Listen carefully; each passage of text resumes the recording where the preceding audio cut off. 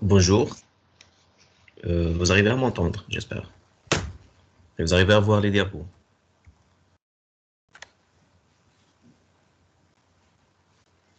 Très bien. Alors aujourd'hui, on va faire les antibiotiques, principalement la classification, bien sûr, et le mode d'action. Et le cours de demain, Inch'Allah, on aura l'étude de la sensibilité aux antibiotiques, au laboratoire, bien sûr, et la résistance, c'est-à-dire le mode d'acquisition de résistance. Alors aujourd'hui, on va voir que les antibiotiques. Bon, c'est quoi un antibiotique? Il s'agit d'une substance chimique, soit d'origine naturelle, c'est-à-dire synthétisée par un micro-organisme, soit issue de synthèse chimique pure. Alors, pour classer une substance comme étant antibiotique, donc à la différence des antiseptiques, parce que même les antiseptiques sont des antibactériens ou des antivirales. Alors, il doit avoir une activité antibactérienne, bien sûr, pour être appelé antibiotique. Deuxièmement, il doit avoir une activité en milieu organique. Donc, à la différence, par exemple, d'un antiseptique qui n'agit pas en milieu organique. Par exemple, on va parler d'eau de Javel. L'eau de Javel, c'est un antibactérien, mais ce n'est pas un antibiotique. Il a une activité, mais il ne remplit pas les trois conditions. Troisièmement, une bonne absorption et une bonne diffusion dans l'organisme.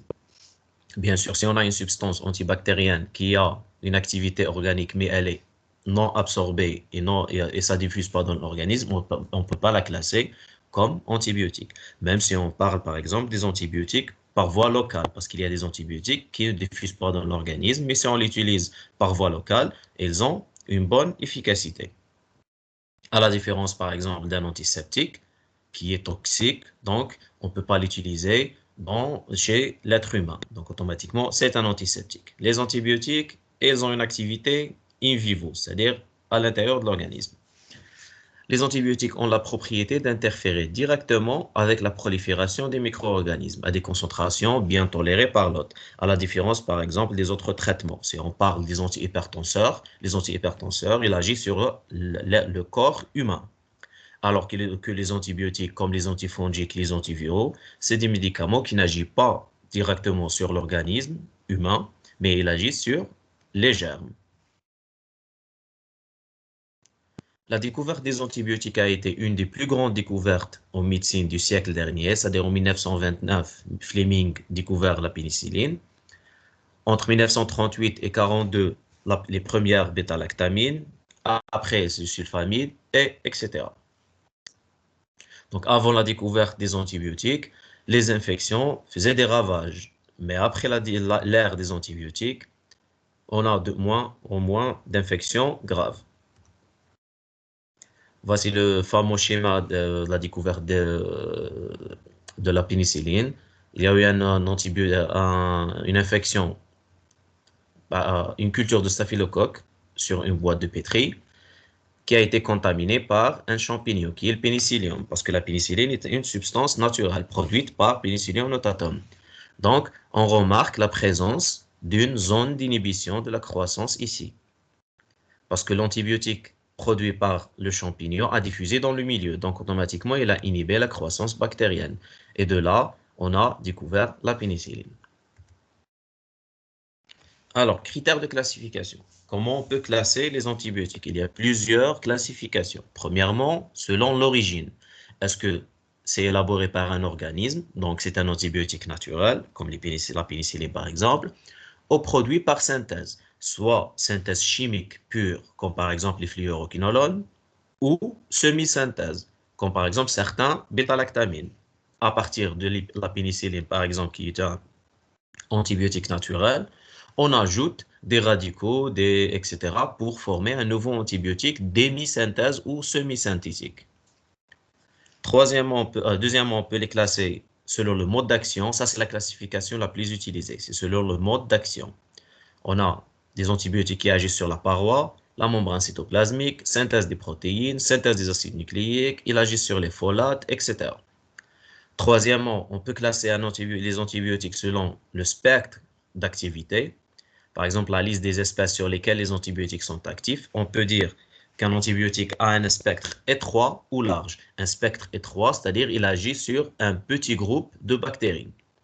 Un spectre large, il agit sur un plus grand groupe de bactéries. Par exemple, un spectre étroit, c'est les antibiotiques, par exemple, qui agissent que sur les grammes positifs ou sur les grammes négatifs. Un spectre large, il agit généralement et sur les grammes positifs et sur les grammes négatifs. Quatrièmement, selon la nature chimique, on peut classer les antibiotiques également selon la nature chimique. Donc, elle est très variable, elle est basée souvent sur la structure de base. Une structure de base, c'est quoi? C'est une structure qui définit la famille. Par exemple, les bêta-lactamines ont tous une structure de base similaire. C'est un cycle bêta-lactame. On va le voir par la suite. La classification selon la nature chimique nous permet de classer les antibiotiques en famille, c'est-à-dire la famille des bêta-lactamines, la famille des aminosides, la famille des tétracyclines. Ils ont une structure chimique plus ou moins similaire. Il y a également la notion de bactériostase et bactéricidie. Il y a des antibiotiques bactériostatiques et des antibiotiques bactéricides. Un antibiotique bactériostatique est un antibiotique capable d'inhiber ou ralentir la multiplication bactérienne. Il ne détruit pas la bactérie, mais il bloque juste la multiplication. Et par la suite, le système immunitaire va éliminer l'infection. Donc, il ne tue pas la bactérie, il arrête seulement la multiplication. Donc, le nombre de bactéries va rester stable. Et par la suite, le système immunitaire va détruire ces bactéries pour éliminer l'infection. Un antibiotique bactéricide est un antibiotique qui est capable de tuer la bactérie. Il agit directement sur la bactérie. Donc, il la tue. C'est les antibiotiques les plus efficaces. Bien sûr, les antibiotiques bactéricides sont les antibiotiques utilisés en cas d'urgence ou en cas d'une infection très grave. Les antibiotiques bactériostatiques, généralement utilisés dans les infections plus ou moins banales. Mais ça, c'est pas une règle générale. C'est juste, parfois, les bactéricides, on les laisse pour les infections graves, les bactériostatiques pour les infections moins graves. On passe maintenant au mode d'action.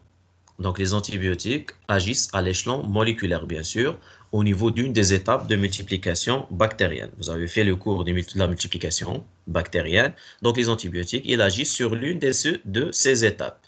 Soit, par exemple, ils ont une toxicité sélective. Donc, ils agissent soit, par exemple, sur la synthèse de la paroi. Ils interfèrent avec les enzymes responsables de la synthèse de la paroi bactérienne.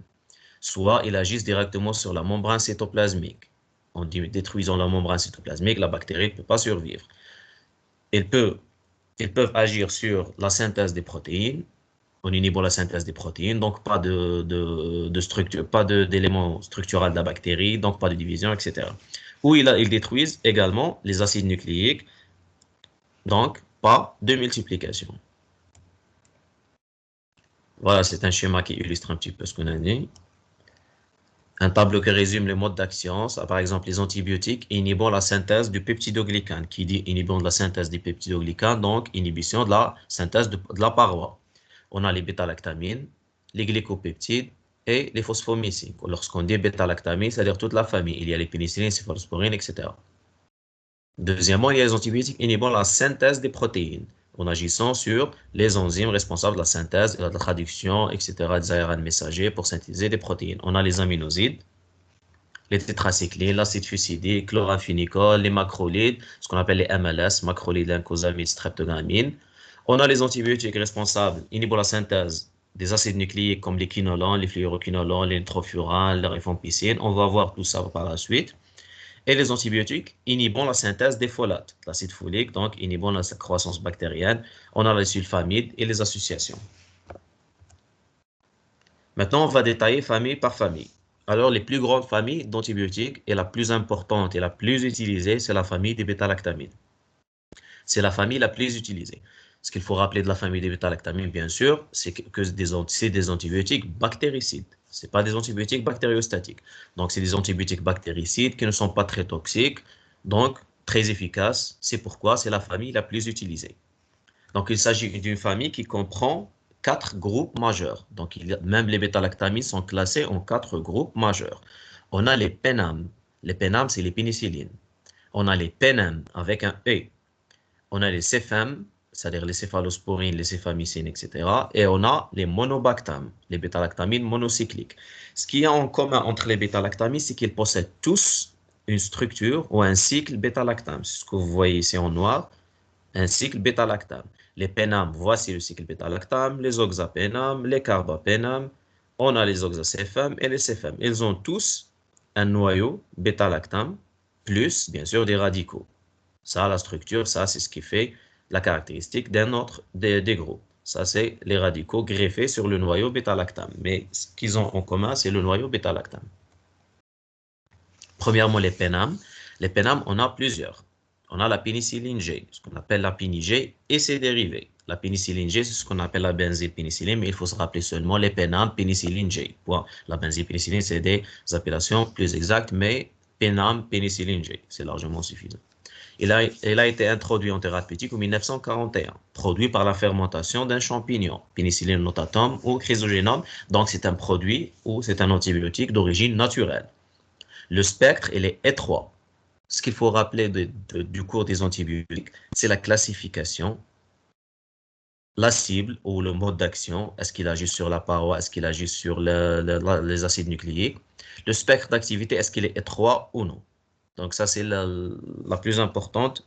C'est le plus important dans ce cours-là parce qu'il y a trop d'informations, mais il y a des choses à retenir.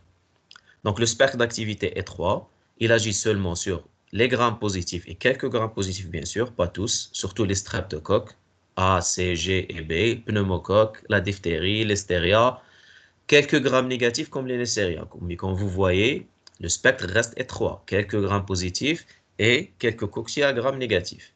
Là, il reste inactive sur les bacilles à grammes négatifs. C'est pourquoi la pénicilline G, par exemple, elle est très utilisée pour les angines, pour les pharyngites, etc.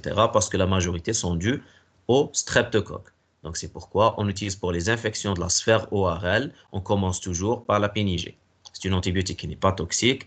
Le spectre, il est étroit parce qu'il faut savoir, pour la prescription des antibiotiques, on préfère un spectre étroit. Pourquoi? Parce qu'un spectre étroit risque de créer moins de résistance. Si on utilise un antibiotique à spectre large, il crée beaucoup plus de résistance. Donc nous, on veut par exemple tuer ou éliminer l'infection streptococcique. Pourquoi on va utiliser un antibiotique à spectre large? Si on est sûr qu'il s'agit d'une infection streptococcique, on va utiliser un antibiotique à spectre étroit, comme par exemple la pénicilline G. Il coûte rien, bon, le coût il est très bas et c'est un antibiotique bien toléré. Mais il reste inactive sur les bacilles à grammes négatifs. La pharmacocinétique, il est administré par voie intramusculaire ou intraveineuse. C'est un antibiotique qui est administré par voie parentérale. Il n'existe pas sous forme de comprimé parce qu'il est détruit par l'acidité gastrique. Il y a ce qu'on appelle les dérivés de la pénicilline G ou les formes dites retard. Je crois que vous connaissez tous ce qu'on appelle l'extensiline ou la benzatine, benzylpénicilline. C'est un antibiotique, c'est la péni-G modifiée qui est larguée très lentement dans l'organisme. Donc, une injection reste ou est efficace pendant une durée plus ou moins 15 jours. C'est un antibiotique utilisé pour le traitement des infections streptococciques, voilà, les angines streptococciques à répétition. Donc, on donne l'extensiline et on est couvert pendant 15 à 21 jours. Il y a une forme orale, ce qu'on appelle la pénicilline V. Ça, c'est la pénicilline G sur laquelle on ajoute une molécule de méthyle pour protéger contre l'acidité gastrique. Donc, la voie orale, elle est permise. Deuxièmement, toujours dans les pénames plutôt, on a la pénicilline M, ou ce qu'on appelle la pénicilline antistaphylococcique. La plus importante et la plus connue, c'est l'oxacilline. Donc, l'oxacilline, c'est une pénicilline M qui fait partie des pénames, la famille des bêta-lactamines. Le spectre d'activité, c'est staphylocoque. C'est un antibiotique antistaphylococcique, une pénicilline antistaphylococcique. C'est ce qu'il faut retenir. Il existe des résistances, bien sûr, aux pénicillines M. C'est ce qu'on appelle les souches MRSA. MRSA, c'est-à-dire méticilline résistante Staphylococcus aureus. C'est un staphylocoque aureus qui est résistant à toutes les bêta-lactamines. Il y a une caractéristique, si on a un staphylocoque, par exemple aureus, résistant à l'oxacilline, donc il est résistant à toute la famille des bêta-lactamines. Donc ça, l'oxacilline répond pour toute la famille. S'il est résistant à l'oxa, il est résistant à toute la famille des bêta-lactamines. Après, on a ce qu'on appelle les pénicillines A. Les pénicillines A, là, pour par exemple la pénicilline G, spectre étroit, les pénicillines M, donc antistaphylocoque, donc automatiquement spectre étroit. Là, les pénicillines A, ont un large spectre. C'est des pénicillines à large spectre. On a premièrement ce qu'on appelle les aminopénicillines. Les aminopénicillines, on a deux. On a ampicilline et amoxicilline. Donc amino, ampi et amox. Pour se rappeler, les aminos commencent toujours par AM. Donc ampi et amoxicilline. Vous connaissez tous l'amoxicilline. C'est deux antibiotiques faisant partie des pénicillines A, le groupe des pénams, famille des bêta-lactamines. Ils ont un spectre plus large. Pourquoi? Le spectre il est élargi à certains bacilles à gram négatif. On a dit que la pénicilline G, elle est inactive sur les bacilles à gram négatif. Pénicilline M, la même chose. Pénicilline A agit sur certains bacilles à gram négatif. C'est pourquoi le spectre il est élargi. Mais sont des molécules inactivées par les pénicillinases. Les pénicillinases, c'est des enzymes produites par les bactéries à gram négatif ou à gram positif. Ces enzymes-là détruisent les aminopénicillines. La voie d'administration orale ou parentérale, les deux. On a les carboxypénicillines. Principalement, on parle toujours de la ticarcilline parce qu'elle est très utilisée. Elle est très utilisée pour le traitement des infections à Pseudomonas. Il a une action sur les autres bactéries, bien sûr, à gram négatif, mais généralement, on l'utilise pour le traitement des infections à Pseudomonas. Pseudomonas est un bacille à gram négatif, responsable d'infections nosocomiales. Donc, la ticarcilline, elle est utilisée principalement en intra-hospitalier. On ne la retrouve pas dans les officines. On a les acyles aminopénicillines, la plus importante est la pipéracilline. Elle est également réservée au traitement, pas exclusivement réservée, mais elle est très utilisée pour le traitement de Pseudomonas aeruginosa en milieu hospitalier. C'est toujours les carboxy et les aminopénicillines. On a principalement la ticarcilline, la pipéracilline qui sont utilisées pour le traitement des infections nosocomiales à Pseudomonas aeruginosa. On a les amidinopénicillines, l'amicilline, mais ce n'est pas des antibiotiques très utilisés ou sont rarement utilisés. Cinquièmement, on a les inhibiteurs des bêta-lactamases. Là, les inhibiteurs des bêta-lactamases, c'est des antibiotiques avec une activité antibactérienne très faible. Mais le rôle, c'est d'inhiber les pénicillinases, c'est-à-dire les enzymes qui détruisent les pénicillines produites par les bactéries. Donc, on associe par exemple l'amoxicilline avec l'acide clavulanique qui est un inhibiteur des bêta-lactamases. Cette association, c'est ce qu'on appelle augmentin. Elle est très utilisée pour le traitement en médecine de ville. L'augmentin, qu'est-ce qu'il va faire? L'acide clavulanique va faire quoi? Va inhiber les pénicillinases, c'est-à-dire les enzymes produites par la bactérie, pour laisser la place à l'amoxicilline pour agir. Parce que l'acide clavulanique a une affinité supérieure aux pénicillinases que l'amoxicilline. Donc, automatiquement, les pénicillinases vont s'y fixer sur l'acide clavulanique, laissant la place vide ou libre pour l'amoxicilline pour tuer ou détruire la bactérie. On peut les associer à l'amoxicilline ou à la ticarcilline pour le traitement du Pseudomonas, etc. Ça, c'est les inhibiteurs des bêta-lactamases. Ils ont une activité bactérienne très faible, mais ils agissent en association avec un autre antibiotique, une bêta-lactamine principalement, pour détruire la bactérie. On a également B, c'est-à-dire on a les pénames. Maintenant, c'est les carbapénames. C'est un deuxième groupe. Les carbapénames, c'est les antibiotiques ou les bêta-lactamines les plus puissants. C'est des antibiotiques très puissants, des bêta-lactamines très puissants utilisés pour les infections graves en milieu hospitalier. On ne retrouve pas les carbapénames dans les officines ou dans les pharmacies. C'est des antibiotiques très puissants utilisés pour les infections graves en milieu hospitalier. Ils ont un spectre d'activité très large. Ils touchent les grammes positifs, les grammes négatifs, etc. Donc, ils ont une grande stabilité vis-à-vis de diverses bêta-lactamases. Les bêta-lactamases, c'est-à-dire les enzymes produites par les bactéries, principalement les bactéries à gram négatif, pour détruire les bêta-lactamines, les pénicillinases, les céphalosporinases, etc. L'administration, elle est par voie parentérale, c'est-à-dire injectable seulement, parce que c'est des antibiotiques à usage hospitalier. Troisièmement, on a la famille, ou le groupe plutôt, toujours dans la famille des bêta-lactamines, le groupe des CFM. Les CFM, sont classés en 4 générations. Il y a une 5e génération, mais les antibiotiques ne sont pas encore commercialisés, de moins chez nous.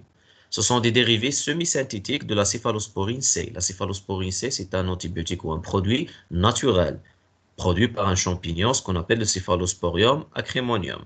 Donc, une céphalosporine naturelle, sur laquelle on va ajouter des dérivés, donc ça devient semi-synthétique et ça donne des antibiotiques, ce qu'on appelle les céphalosporines. Ce sont tous les produits à large spectre, sont tous des produits à large spectre ou des antibiotiques à large spectre, mais l'intérêt réside surtout dans l'activité sur les bacilles à gram négatif. Parce que les bacilles à gram négatif, c'est eux qui posent beaucoup de problèmes d'infection. Voilà ce qu'on appelle le noyau. Ça, c'est le noyau bêta-lactam et ça, c'est le noyau céphem. Donc, les céphalosporines ont presque tous la même structure. Bien sûr, les radicaux vont changer. On commence par les céphalosporines de première génération, c'est-à-dire les premiers céphalosporines introduites au marché. Première génération, la majorité sont injectables, mais il y a des formes orales. Ce qu'il faut se rappeler, il faut se rappeler de la céphazolime par exemple, parce que c'est la plus utilisée en médecine de ville et même à l'hôpital. On a la céphalexine, voie orale, également elle est plus très utilisée. Les céphalosporines de première génération sont résistants aux pénicillinases, mais elles sont détruites par les céphalosporinases. Donc, pénicillinase détruit les pénicillines par les céphalosporines et céphalosporinase détruit les céphalosporines, tout simplement. L'activité sont actifs sur les bacilles à gram négatifs, mais ils sont inactifs sur Pseudomonas. Pseudomonas, elle résiste aux céphalosporines de première génération.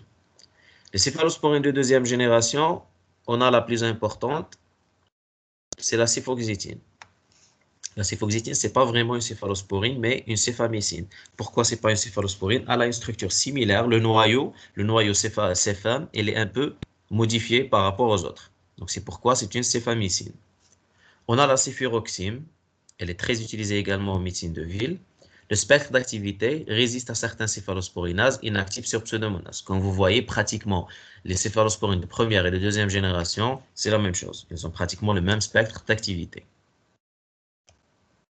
Maintenant, on passe aux céphalosporines de troisième génération. Là, ils ont un spectre très large, un spectre d'activité large qui couvre pas mal de bactéries. Il agit sur les bactéries à gram négatif, les bactéries à gram positif et même certains céphalosporines de troisième génération sont actifs même sur Pseudomonas. Il y a certaines bactéries qui résistent naturellement, par exemple comme les entérocoques, sont naturellement résistants aux céphalosporines. La plus importante et la plus utilisée, c'est la céfotaxime. Le céfotaxime, c'est un céphalosporine de troisième génération, très utilisé en milieu hospitalier. Ce qu'il faut se rappeler aussi, c'est de la ceftazidime. La ceftazidime, c'est une céphalosporine de troisième génération qui agissent principalement sur Pseudomonas. Donc, on traite Pseudomonas principalement par la ceftazidime. Et il y a oral, par exemple, comme la cefixime. Tous ces antibiotiques-là sont injectables. Oral, c'est la cefixime. Elle est également utilisée en médecine de ville. Les céphalosporines, ce qu'on appelle, on a la quatrième génération, c'est les céphalosporines à spectre étendu. Ne sont pas très utilisées, hein, parce que ils ont réservé, bon, pour certains types d'infections, le coût il est très haut, donc automatiquement ils ne sont pas très utilisés. On a la cefepime et la cefpirone. La cinquième génération, qui ne sont pas encore commercialisées, c'est des antibiotiques en cours de développement. Je ne sais pas maintenant est-ce qu'ils ont reçu l'AMM ou non, mais c'est des céphalosporines anti-MRSA ou SARM. Quand vous voyez ici SARM, c'est MRSA, c'est-à-dire Staphylococcus aureus résistant à la méticilline. Je vous ai dit que le Staphylococcus aureus résistant à la méticilline, il est résistant à toutes les bêta-lactamines, à l'exception des céphalosporines de cinquième génération, qui sont développées principalement pour lutter contre les Staphylococcus aureus méthylino-résistants qui causent beaucoup de problèmes à l'hôpital, responsable de beaucoup d'infections nosocomiales. On a également les monobactam, c'est le quatrième groupe des bêta-lactamines. Il est toujours de la famille des bêta-lactamines. On a un seul représentant qui est l'Astrionam. Il faut se rappeler, monobactam, Astrionam, l'activité Pseudomonas aeruginosa. Il agit uniquement sur le bacille à gram négatif, mais il est très utilisé pour lutter contre Pseudomonas aeruginosa. Comme vous voyez, depuis le début de la famille des bêta-lactamines, on parle beaucoup de Pseudomonas aeruginosa parce qu'elle cause beaucoup d'infections nosocomiales et beaucoup de problèmes à l'hôpital. C'est pourquoi il y a beaucoup d'antibiotiques qui agissent et elle a beaucoup de résistance. Donc, c'est pourquoi certains antibiotiques sont utilisés principalement pour lutter contre cette bactérie-là. Alors, le mode d'action des bêta-lactamines, ils ont tous un mode d'action pratiquement similaire. Donc, ils agissent sur la paroi. Comment?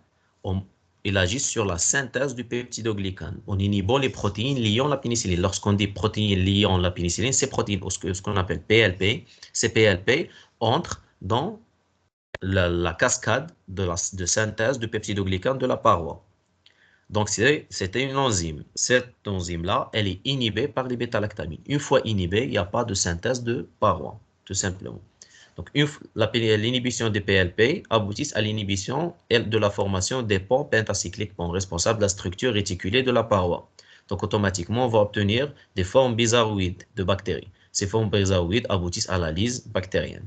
Donc, les bêta-lactamines vont se fixer sur ces PLP. Ces PLP qui ont une activité transpeptidasique et carboxypeptidasique impératif à la synthèse de la paroi. Une fois inhibée, donc, la paroi elle est inhibée, pas de paroi, la bactérie, la lyse bactérienne.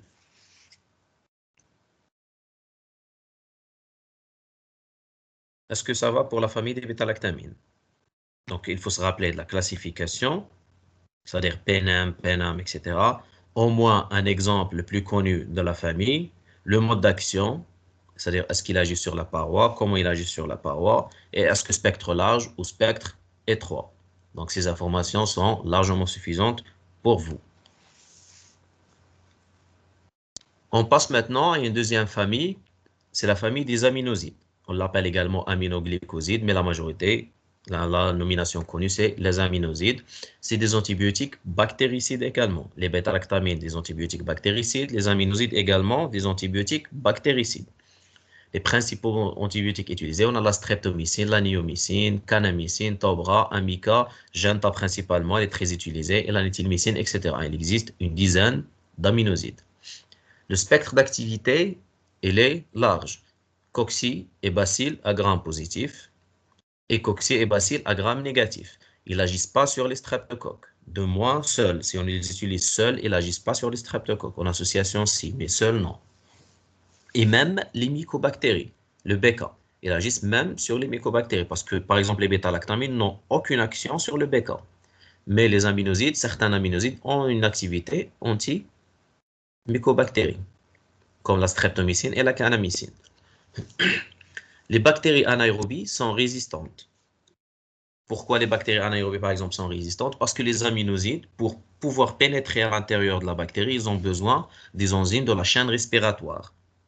Lorsqu'on dit enzymes de la chaîne respiratoire, c'est des respirations, c'est-à-dire l'utilisation de l'oxygène. Donc les bactéries aérobies. Les bactéries anaérobies n'ont pas les enzymes de respiration. Parce qu'ils utilisent la fermentation, pas de respiration. Donc automatiquement, pas d'enzymes. Lorsqu'il n'y a pas d'enzyme de la respiration, donc l'antibiotique ou les aminosides ne peuvent pas pénétrer à l'intérieur de la bactérie. C'est pourquoi les anaérobies sont résistants. Les streptocoques, c'est la même chose. Les streptocoques, c'est des bactéries anaérobies, bon, aérotolérants, c'est-à-dire, mais ils n'utilisent pas l'oxygène. Donc, automatiquement, il n'y a pas de porte d'entrée pour les aminosides. C'est pourquoi ils sont résistants. Les aminosides sont le plus souvent utilisés en association avec d'autres antibiotiques, par exemple les bêta-lactamines. L'association aminoside-bêta-lactamine est la plus utilisée, par exemple, pour les infections graves.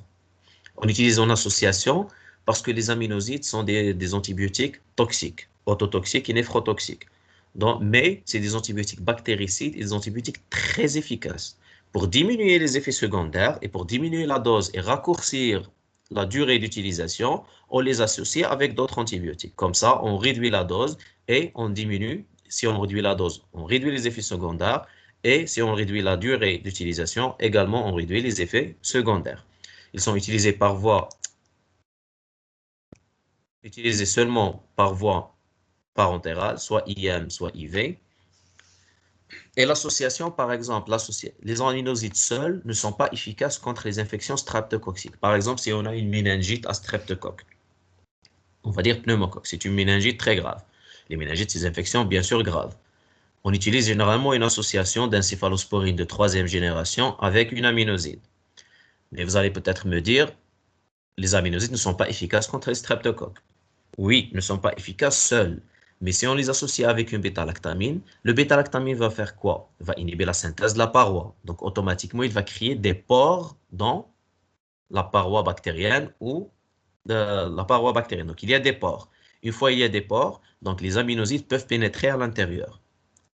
À ce moment-là, ils n'ont pas besoin des enzymes de la chaîne de respiratoire pour pouvoir pénétrer. Ils pénètrent directement. Et ils vont inhiber, bien sûr, la multiplication bactérienne. Donc, c'est ça, c'est une forme de synergie. Donc, une association aminoside bêta-lactamine. Bêta-lactamine va inhiber la paroi et va faciliter la pénétration des aminosides. Et à ce moment-là, il devient efficace contre les streptocoques. Le mode d'action des aminosides, il agit par inhibition de la synthèse des protéines. Donc, il inhibe quoi? Il inhibe la sous-unité 30S du ribosome. Donc, il n'y aura pas de traduction, etc., pas de synthèse. Il n'y aura pas de synthèse de polypeptides.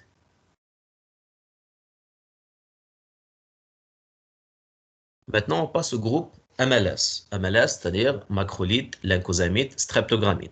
Donc, ces trois sont des antibiotiques distincts chimiquement. Ils n'ont pas la même structure chimique, mais on les rassemble dans le même groupe, ou la même famille, parce que le mode d'action il est similaire et le mode de résistance il est similaire. Donc, et le spectre il est similaire. Donc, c'est des antibiotiques qui ont un mode d'action très proche. C'est pourquoi on les associe dans le même groupe, alors que la structure chimique elle est complètement différente. On commence par les macrolides. La famille des MLS, c'est des antibiotiques bactériostatiques. On a dit aminoside, bêta-lactamine, bactéricide. MLS, c'est bactériostatique. On a les macrolides à 14 atomes, les macrolides à 15 atomes et les macrolides à 16 atomes. Par exemple, 14 atomes érythromycine, très connu, 15 atomes l'azithro, 16 atomes la josamycine. Le spectre d'activité, c'est les coxy à grammes positifs et quelques coxy à grammes négatifs. Mais il faut savoir qu'ils sont inactifs sur les bacilles à grammes négatifs. Donc, également, c'est un spectre plus ou moins étroit. Il agit seulement sur les grammes positifs, quelques coxy à grammes négatifs, mais pas d'action sur les entérobactéries, par exemple. Surtout les grammes négatifs, pas d'action sur les bacilles à grammes négatifs. L'administration par voie orale, c'est par voie parentérale. Les effets secondaires, on a une certaine tolérance digestive, mais c'est pas très grave. Les modes d'action, c'est synthèse des protéines, toujours. Il inhibe là, à ce moment-là, il inhibe l'unité 50S, pas la 30S. La 30S pour les aminosides, 50S pour les MLS, l'unité sous-unité 50S du ribosome. Donc, inhibition de la synthèse protéique. Les lyncosamides, également bactériostatiques, spectre d'activité, c'est la même chose, pratiquement le même spectre que les macrolides. Les streptogramines sont un peu différents. C'est un mélange de deux composés. On a streptogramine A plus B.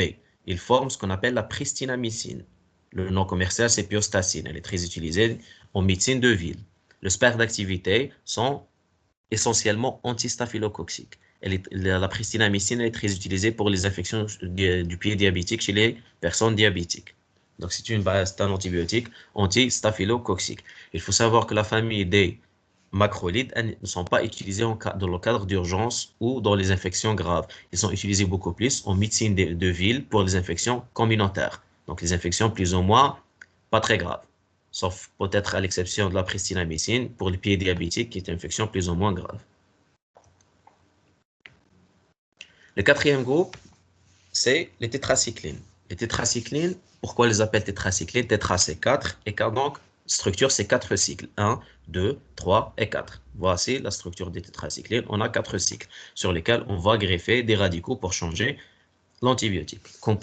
Il y a des composés naturels comme l'oxytétracycline, doxycycline. Il y a ce qu'on appelle également la tigecycline. C'est la dernière tétracyclique introduite sur le marché en 2005. C'est un antibiotique très puissant utilisé principalement pour des souches qui causent problème, comme l'entérocoque résistant à la vanco, les Staphylococcus aureus résistants à la méticilline et les entérobactéries multirésistantes.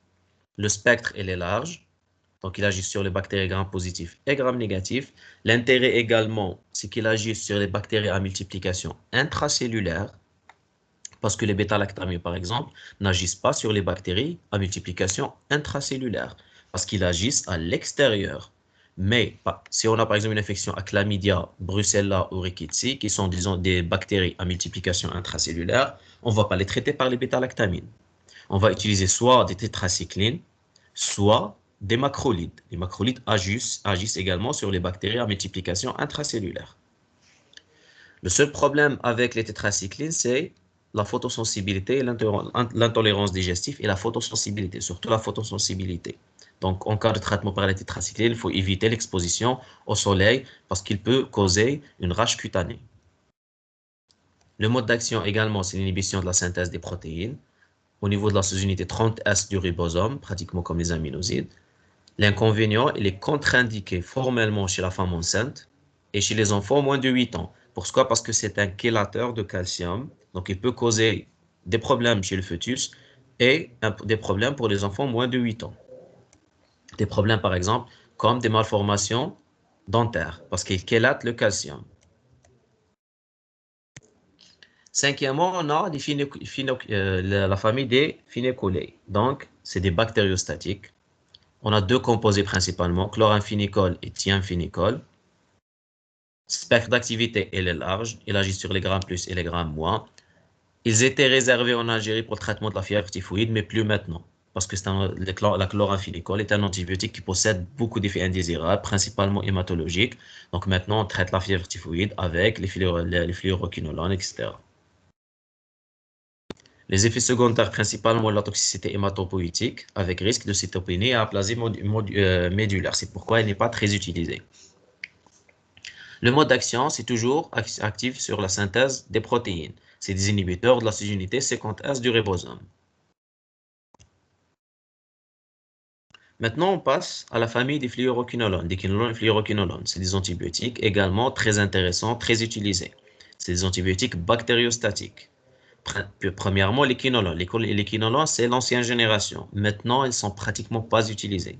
Ils sont pratiquement abandonnés à cause de la résistance. C'est des antibiotiques à spectre étroit. Ils agissent principalement sur les entérobactéries, mais la majorité des entérobactéries sont devenues résistantes aux quinolones, donc ils ne sont pas très utilisés. Ils agissent sur l'ADN bactérien. Donc, c'est des inhibiteurs des acides nucléiques. Ils exercent une inhibition sur deux enzymes principalement, l'ADN gyrase et l'ADN topoisomérase 4. Par contre, les fluoroquinolones, c'est des quinolones très efficaces et très puissants. Donc, c'est des quinolones classiques sur lesquels on ajoute un atome de fluor. Le fluor a une électronégativité, donc il se lie aux enzymes, il crée une liaison plus importante et plus puissante avec les enzymes. Le spectre, il est large, les quinolones spectre 3, les fluoroquinolones spectre très large. Donc, il agit sur les grammes moins, les grammes plus, les anaérobies et même les mycobactéries. C'est des produits de synthèse, ce pas des produits naturels, c'est des produits de synthèse chimique. Il agit sur deux enzymes, on l'a déjà dit, l'ADN gyrase et l'ADN topoisomérase. Donc, il change la conformation, il bloque la synthèse des acides nucléiques. L'inconvénient, ils sont contre-indiqués chez la femme enceinte et les enfants moins de 15 ans. Ils ont une toxicité, osseuse, ils arrêtent la croissance et même ils ont une activité contre les tendons, donc une toxicité au niveau des tendons, donc automatiquement contre-indiqué chez la femme enceinte et les enfants moins de 15 ans. Pour vous, comme étant pharmacien, les contre-indications des antibiotiques, il faut les retenir. Donc, les quinolones, contre-indication chez la femme enceinte, les enfants moins de 15 ans, les tétracyclines, la même chose, contre-indiqué par exemple, contre-indiqué chez les enfants et les femmes enceintes, les aminosides par exemple, contre-indiqué chez quelqu'un qui a une insuffisance rénale, etc. Septièmement, on a les antibiotiques polypeptidiques. Polypeptidiques, c'est-à-dire les polymyxines, comme la colistine ou la polymyxine B ou E. C'est des bactériostatiques à faible dose, mais bactéricides à forte dose. Donc là, il y a une différence. C'est des antibiotiques qui sont bactériostatiques si on utilise une faible dose, bactéricides si on utilise à forte dose. Mais ce pas des antibiotiques très utilisés parce qu'ils ont un problème de diffusion. Donc, c'est des antibiotiques cycliques, naturels, isolés à partir des souches de bacillus, à partir d'une souche de bactéries. On a la polymyxine B et la polymyxine E, ce qu'on appelle la colistine. Le spectre, il est étroit. Il agit sur les bacilles à gram négatif. Donc, sauf quelques bactéries qui ont une résistance naturelle. Il agit sur la membrane cellulaire. Vous voyez ici le schéma d'un tensio, ils agissent comme quoi? Comme des agents tensioactifs. C'est-à-dire comme du savon. Comme du savon, quand il élimine les lipides qui se trouvent sur la membrane cellulaire, comme un savon qui élimine par exemple les lipides. C'est pourquoi on les appelle, c'est des agents tensioactifs. Ils ont pratiquement le même mode d'action que le savon. Il détruit les bactéries. Les effets secondaires, c'est la toxicité rénale et neurologique, mais c'est des antibiotiques, comme la colistine par exemple, c'est un antibiotique utilisé en dernière intention contre les bactéries à gram négatif résistants aux autres antibiotiques, parce que c'est un antibiotique qui a un problème de diffusion au niveau de l'organisme, mais est laissé au dernier recours. Si on est devant, par exemple, une bactérie à gram négatif multirésistante qui ne répond à aucun traitement ni par les bêta-lactamines, ni par les fluoroquinolones, ni rien du tout, on passe à l'utilisation de la colistine, des polymyxines, comme dernier recours contre les bactéries à gram négatif.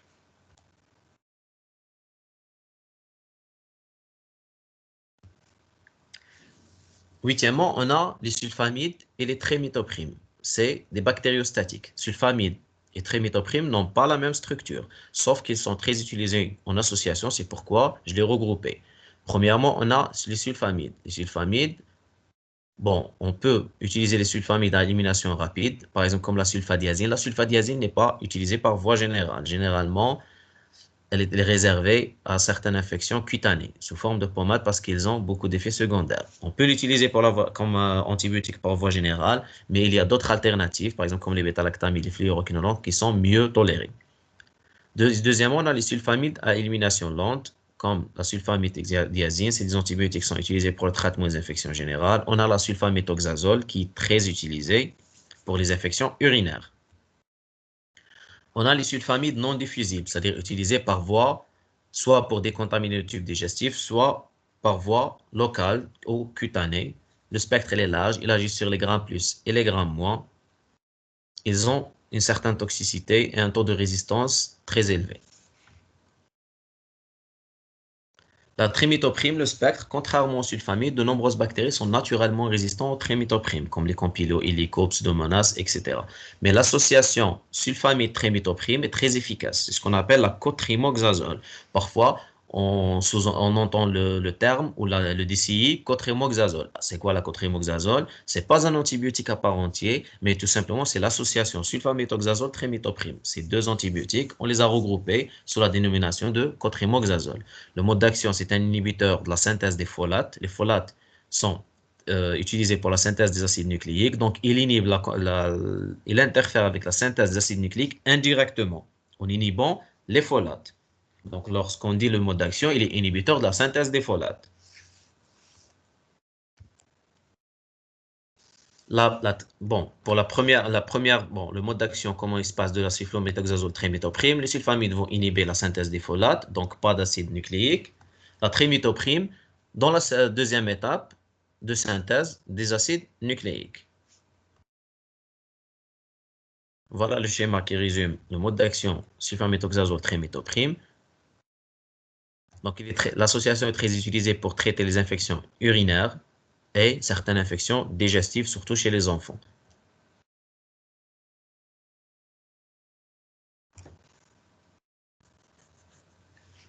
Maintenant, on passe à la famille des glycopeptides.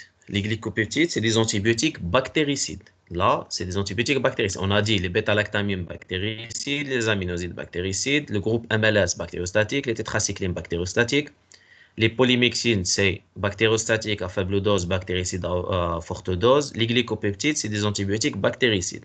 On a deux molécules les plus importantes, la vancomycine et la thécoplanine. Il faut savoir que la vancomycine et la thécoplanine, c'est deux antibiotiques utilisés par voie parentérale réservés à l'usage hospitalier. Ils sont utilisés exclusivement à l'hôpital.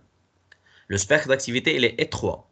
Pourquoi? Parce qu'il agit seulement sur les bactéries à gram positif, essentiellement les staphylocoques résistants à la méticilline et certains germes multirésistants à gram positif. La vancomycine est utilisée pour le traitement des infections graves au milieu hospitalier.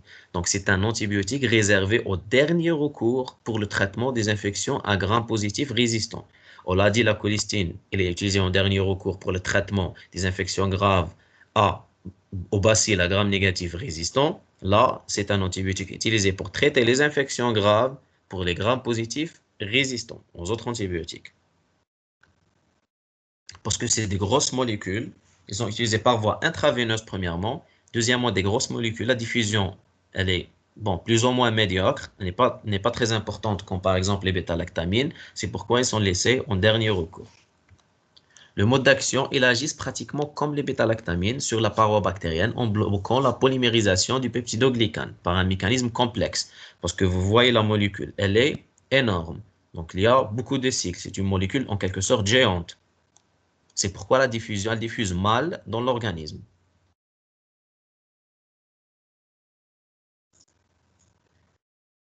Bon, la dernière famille ou dernier groupe, c'est les produits nitrés, ce qu'on appelle les produits nitrés. Ce sont des prodrogues, c'est-à-dire des molécules qui ont besoin d'être modifiées au niveau de l'organisme pour pouvoir agir.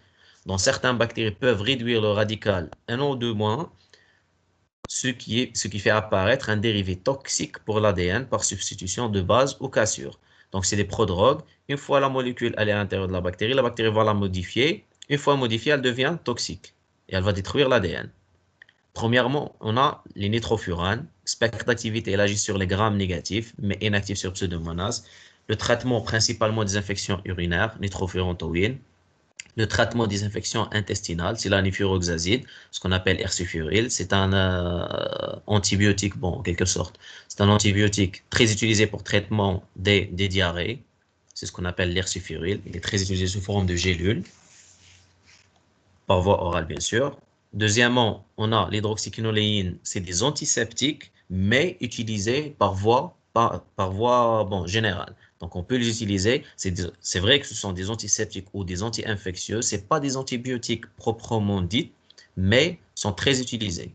On a la nitroxoline, ou ce qu'on appelle Nibiol, le nom commercial. C'est un antiseptique urinaire, très utilisé pour le traitement des infections urinaires, pas seul, mais en association avec des antibiotiques. On a des antiseptiques intestinales comme les thyroxine, mais ne sont pas très utilisés. La plus utilisée, c'est la nitroxoline pour traitement des infections urinaires. Jusqu'à maintenant, on l'utilise parce que c'est un antiseptique urinaire très efficace quand même. Troisièmement, on a les nitroimidazolés, principalement la métronidazole. La métronidazole est un antiparasitaire, mais également il a une activité antibactérienne, principalement contre les bactéries anaérobies. Il est inefficace contre les bactéries aérobies, mais il est efficace contre les bactéries anaérobies, que ce soit gram plus ou gram moins. Donc, on l'utilise pour le traitement des bactéries anaérobies.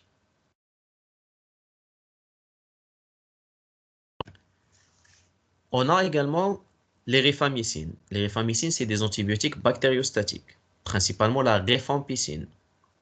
La rifampicine est un produit dérivé synthétique d'une molécule naturelle, la rifamycine B. Donc la rifamycine B, on l'a modifiée pour avoir la rifampicine.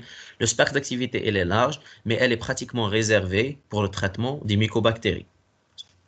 Donc, en Algérie, elle est réservée au traitement de la tuberculose. Malgré elle a une efficacité contre d'autres bactéries, mais on l'a réservée pour le traitement de la tuberculose. Donc, c'est un antituberculeux par excellence. Il fait partie des antituberculeux majeurs. Le mode d'action, c'est toujours il inhibe la synthèse de l'ADN, on inhibe la transcription de l'ADN en ARN messager par inhibition de l'ARN polymérase. Mais il y a un taux de mutants résistants très élevé. Donc la bactérie devient rapidement résistante à la rifampicine. C'est pourquoi on l'utilise en association. On a l'anisolide, qui est un antibiotique bactériostatique, mais n'est pas très utilisé. Il est réservé à certains cas où les germes sont multirésistants. Donc, on l'utilise pour traiter certaines infections à gram positif résistants. Il inhibe également la synthèse protéique. Et on a des antibiotiques non classés qui n'ont pas de famille. C'est des antibiotiques solitaires, mais quand même très utilisés, comme l'acide fusidique. Il est bactériostatiques, mais il est bactéricide à forte dose. Il est réservé au traitement généralement des infections staphylococciques. Il est utilisé comme anti-staphylococcique. L'acide fusidique, c'est ce qu'on appelle fusidine. Il existe sous forme de crème, de pommade et de comprimé. Donc, il est très utilisé pour le traitement des infections, surtout cutanées, staphylococciques. Le spectre, il est étroit. Il est pratiquement utilisé que comme anti-staphylococcique. Le mode d'action, c'est une inhibition de la synthèse protéique. On a la phosphomycine. La phosphomycine est une petite molécule, mais quand même très efficace. Donc, c'est un antibiotique lentement bactéricide. Elle est bactéricide, donc on va dire bactéricide. Le spectre, elle est large. Il est actif contre les grammes positifs, les grammes négatifs, bacilles et cocci. Il agit sur la paroi bactérienne, mais quand même, c'est une très petite molécule, mais très efficace. C'est ce qu'on appelle monuril, utilisé principalement pour le traitement des infections urinaires simples, en une seule dose,